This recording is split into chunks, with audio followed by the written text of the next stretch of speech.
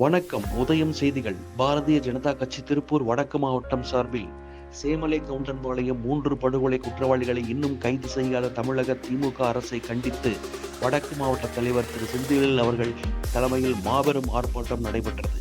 மாநில தலைவர் திரு அண்ணாமலை அவர்கள் ஆர்ப்பாட்ட எழுச்சி உரையாற்றினார். மாநில பொதுச் செயலாளர் திரு AP முருகானந்தம் அவர்கள் கண்டன உரையாற்றினார்கள்.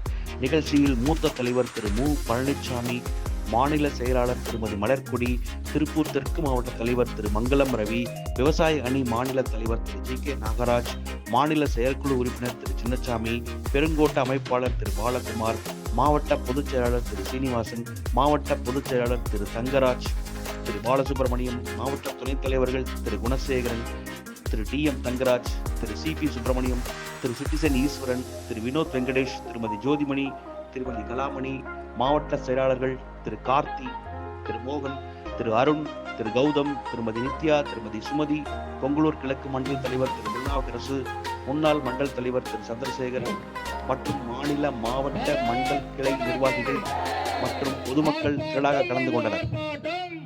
மேலும் ஆர்ப்பாட்டத்தில் கலந்து கொண்ட இளைஞர்கள் யார் அந்த சார் என்ற கேள்வியுடன் பனியன் அணிந்து ஒழிக்க வேண்டும், ஒழிக்க வேண்டும், ஒழிக்க வேண்டும், ஒழிக்க வேண்டும், திமுக ஆட்சியை ஒழிக்க வேண்டும், திமுக ஆட்சியை ஒழிக்க வேண்டும். ஆர்ப்பாட்டம் இது ஆர்ப்பாட்டம், ஆர்ப்பாட்டம் இது ஆர்ப்பாட்டம், பிஜேபியின் ஆர்ப்பாட்டம், பிஜேபியின் ஆர்ப்பாட்டம்.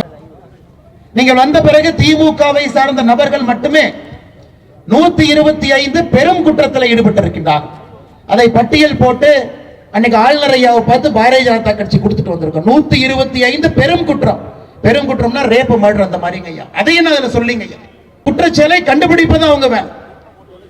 இந்தியாவில் சராசரியாக CBIல ஒரு அதிகாரி ஒரு வருடத்திற்கு 3 கேஸ் மட்டும்தான் வச்சிருக்கிறாங்க ஐயா. 3 கேஸ் 3 கேஸ் தான் பார்ப்பாங்க. அதுக்கு மேல CBIல பார்க்க மாட்டாங்க.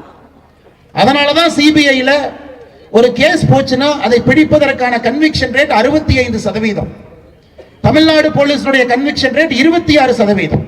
பந்தோபஸ்தும் பண்ணணும், கிராமத்துக்கும் போகணும், ரோந்தும் போகணும், முதலமைச்சர் வந்தா கை கட்டி நிக்கணும், ஆர்ப்பாட்டத்துக்கு பெர்மிஷன் கொடுக்கணும், வாகனங்கள் செல்லும் பொழுது அவர்களுக்கும் இந்த இடைவெளியை ஏற்படுத்தி கொடுக்க வேண்டும்.